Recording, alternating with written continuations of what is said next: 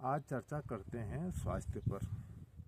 स्वास्थ्य मानव सभ्यता के आरंभ से ही एक अबूझ पहेली बना हुआ है और इस पर अभी तक कोई सर्वमान्य अनुसंधान भी नहीं हुआ है कि किसे स्वास्थ्य कहना है, किस अवस्था को स्वास्थ्य कहा जा सकता है। महत्व को देखते हुए यह विषय अद्यावधि शोध और अनुसंधान का प्राथमिक विषय बना हुआ है।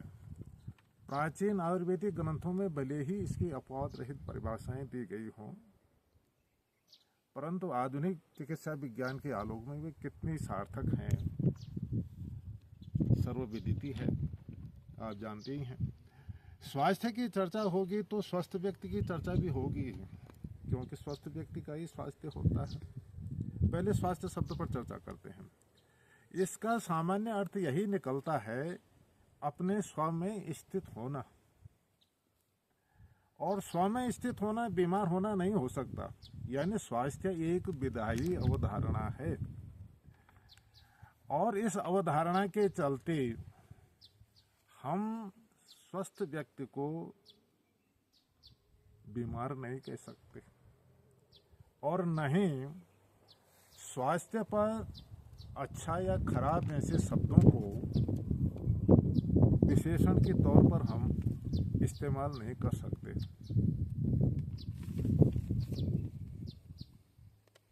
सैद्धांतिक दृष्टि से भी और व्याकरणिक दृष्टि से दोनों दृष्टियों से हम उचित नहीं ठहरा सकते इस पर कोई अच्छा और खराब विशेषण लगाना।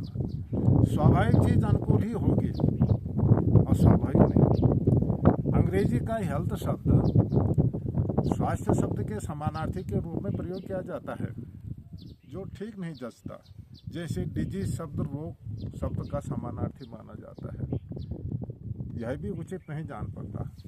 अंग्रेजी का इलनेस शब्द रोग का समानार्थी माना जा सकता है। डिजीज को असहज या बेचैन होना माना जा सकता है। अब स्वस्थ व्यक्ति की परिभाषा क्या है, इस पर हमारे आयुर्वेद में परिभाषा दी गई है। एक सूत्र है सुश्रुत संहिता का, श्लोक के रूप में है सम दोषा समाग्निश्च सम धातु मल क्रिया प्रसन्नामेन्द्रिय मना स्वस्थ इत्य विधीयते।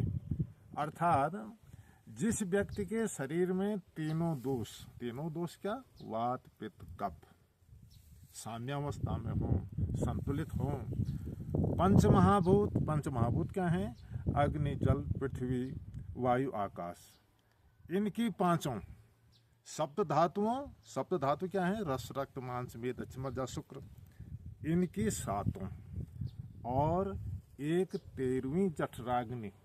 इन सब की जठराग्नि जो है ये साम्यावस्था में हो, समान हो, सातों धातुएं पुष्ट हो, समान हो, संतुलित हो, और आत्मा इंद्रियां मन प्रसन्नावस्था में हो, तो उस व्यक्ति को हम स्वस्थ व्यक्ति कह सकते हैं। यहाँ पर त्रिदोष सूत्र को समझ लेना आवश्यक है। रोग पैदा करने वाला तत्व जो है वो दोष कहलाता है, और यही तत्व जब अदोषावस्था में होता है, साम्यावस्था में होता है, समान अवस्था में होता है, तो यही तत्व जो है धातु कहलाता है और शरीर को धारण करता है। तो धारणा धातुवा स्मृता के अनुसार धातु कहलाता है। अर्थात साम्यावस्था में ये तत्व धातु और विषम अवस्था में ये दोष कहलाते हैं। इस संबंध में चरक संहिता का एक सूत्र और यहाँ पर ध्यान में ले लेना चाहिए, वो है विकारो धातु वैषम्यम साम्यम प्रगतिरुच्यते सुख संज्ञक समारोग्यम विकारो दुखमेवचा। इसका मतलब भी समझ लीजिएगा कि धातुओं की विषम स्थिति ही विकार है, दोष है, मतलब रोग की स्थिति है। धातुओं की साम्यावस्था स्वस्थ अवस्था है। आरोग्य का नाम सुख है और विकार ही दुख का कारण है। अब इस वात पित्त कफ को साम्यावस्था में कैसे रखा जाए ताकि ये कुपित होकर दोष न बन पाए, इसके लिए आयुर्वेद ने 3 सूत्र सुझाए हैं। और वे क्या हैं, आइए जानते हैं। वे 3 सूत्र हैं, हितभुक, मितभुक और ऋतभुक। इनका मतलब जान लेते हैं थोड़ा। पहले हितभुक देखते हैं, यानी जो शरीर के लिए हितकारी हो, लाभकारी हो ऐसा भोजन, यानी वह भोजन सुपाच्य और पोषक तत्वों से संतुलित होना चाहिए। दूसरा सूत्र दे रखा है मितभुक।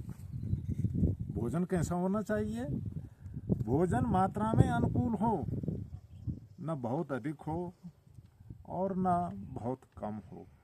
आपको पता होगा कि दोनों अतियां जो हैं वो नुकसानदेह होती हैं। अब ऋतुभुक के बारे में बात करते हैं। ऋतुभुक यानी मौसमानुकूल आहार करना। आहार आपका मौसम के अनुकूल होना चाहिए। जो आहार ग्रहण किया है उसी मौसम के अनुकूल हो, बेमौसमी न हो। इस बात को मैं फिर दोहरा रहा हूँ, बेमौसमी आहार न हो। इन नियमों का पालन करने वाला बिना डॉक्टरी सलाह के भी स्वस्थ रह सकता है। इसके लिए व्यक्ति को षड्ऋतुचर्या का ज्ञान हो और उसके अनुसरण और अनुकरण का विशेष ध्यान रखे। उस षड्ऋतुचर्या पर वो दत्तचित्त रहे, समर्पित रहे, तो उसका शरीर और जीवन दोनों सुखमय बने रहेंगे। उसे किसी डॉक्टर की सेवाओं की आवश्यकता ही नहीं होगी। अंग्रेजी की यह कहावत पूर्ण रूप से तभी चरितार्थ होगी, या कहना चाहिए जीवन में पूर्ण रूप से घटित होगी। कौन सी कहावत? Prevention is better than cure. धन्यवाद, आज इतना ही। नमस्कार।